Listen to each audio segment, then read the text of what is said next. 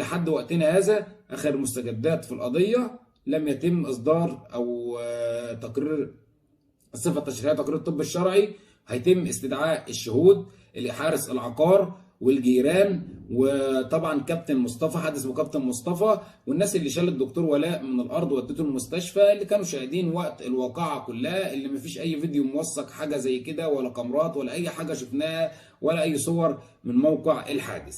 الكلام ده كله اللي لسه هنشوفه في الايام الجايه، ان يتم مواجهه المتهمين بشهود الاثبات، وبعدها هنعرف اذا كان في تجديد او في احاله لمحاكمه عاجله. الكلام ده كله اللي هننتظره، لكن احنا عندنا ثقه في سياده النائب العام مستشار حماده الصاوي ان شاء الله حق الدكتور ولاء زايد هيرجع، وان الحقيقه كلها تظهر للجميع، واحنا هدفنا اظهار الحقيقه، وان الام المكلومه ام ولاء زايد وشقيقته وزوجته اللي ما لحقتش تتأنى معاه حقهم يرجع لهم. وطبعا يعني هنفضل مساندين، وطول ما احنا على وش الدنيا هنفضل مع كلمه الحق، ومش هنخاف من حد خالص ايا كان هو مين. فربنا سبحانه وتعالى ينصر كلمه الحق ويرجع حق الدكتور ولاء زايد. لو كملت معايا لحد هنا احب اقول لك شكرا جدا على دعمك لينا. بتمنى عمل شير، واللي لسه ما اشتركوش في القناه اشتركوا في القناه عشان الاخبار ان شاء الله كلها تكون موجوده عندنا، واخر المستجدات تكون موجوده على القناه.